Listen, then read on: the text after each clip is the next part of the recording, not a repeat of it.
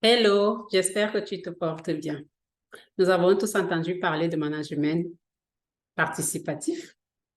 Cette approche qui vise à impliquer tes collaborateurs dans la prise de décision collective, dans la recherche de solutions collaboratives et également dans la gestion de l'entreprise proprement dite, mais aussi dans la mise en œuvre des activités, des objectifs en lien avec la mission organisationnelle.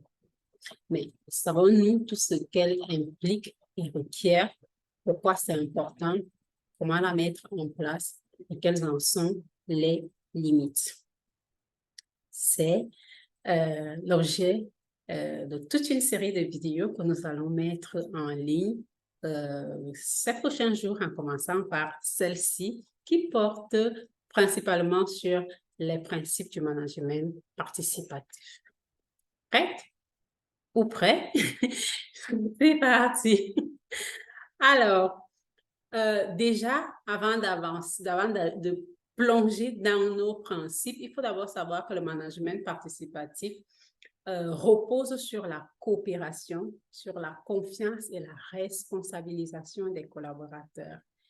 Il consiste à les associer, à les impliquer au processus de prise de décision et de résolution de problèmes relatifs à leur travail, leur équipe et leur organisation.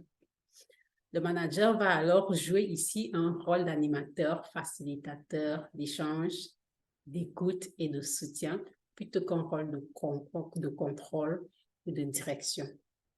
Alors, c'est donc un style de management, comme tu l'as deviné, qui est né en réaction contre les méthodes traditionnelles, hiérarchiques, autoritaristes, paternalistes et tout ça qui ne correspondait plus aux attentes des salariés ni aux exigences du monde du travail actuel. Et donc, dans un contexte de crise, de compétitivité et de changement permanent, les entreprises ont besoin de mobiliser l'intelligence collective de leurs collaborateurs pour activer l'innovation et la motivation qui va les amener justement à être engagés pleinement aux missions organisationnelles afin que celles-ci restent permanentes et euh, antifragile de manière générale, mais également de manière pérenne dans son processus de croissance. Alors, sur quel principe va reposer ce management? Ce management va reposer sur 5 principes particuliers. Et ces 5 principes sont la mobilisation, la délégation et la concertation, l'amélioration continue. Ça va également être la participation aux résultats, mais aussi, enfin, et pas des moindres, la cohésion sociale. Alors, la mobilisation, elle consiste tout simplement à fédérer les salariés autour d'un objectif commun, un projet ou une vision partagée. Alors, il nous faut définir clairement la politique, les valeurs et les attentes organisationnelles et les communiquer à tous les niveaux. Ici, c'est vraiment un must parce que sans mobilisation, on ne va nulle part. Ensuite, la délégation et la concertation. On ne peut pas parler de participation réussie si l'on ne responsabilise pas les collaborateurs en leur donnant plus de pouvoir d'action, plus de liberté dans l'organisation de leur travail, tout en les consultant sur les décisions qui les concernent. Il faut donc écouter, construire la sécurité relationnelle et reconnaître les collaborateurs dans leurs efforts. Du coup, cela nous amène dans le processus d'amélioration continue, qui est notre troisième principe. Si l'on ne grandit pas, en fait, il est difficile de contribuer. Il est donc important pour une organisation et pour le manager de favoriser le développement personnel et professionnel des collaborateurs en construisant, ça peut être de manière simple, en construisant, en faisant du travail, en fait, des occasions d'apprentissage quotidien. Du coup, on a par exemple la formation qui peut être formelle ou informelle, interne ou externe, le coaching, le mentoring, la remise en question, le learning by doing, l'observation, regarder les autres faire, la prise d'initiative, la créativité et le feedback constructif sont quelques axes qui peuvent aider un collaborateur à grandir. Ensuite, numéro 4, comme principe, nous avons la participation au résultat. Si je participe, il faut bien que j'en retire une récompense pour continuer à le faire avec plaisir. C'est ainsi que fonctionne l'humain.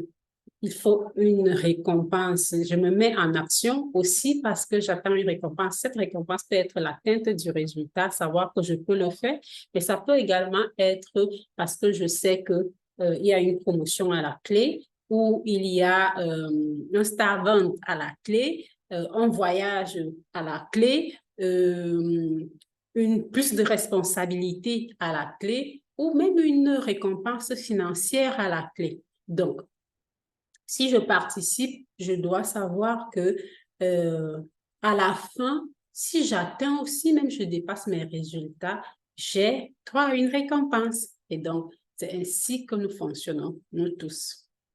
Récompenser, ça peut être juste merci, ça peut être un email de remerciement, ça peut être des acclamations publiques. Tout le monde aime ça.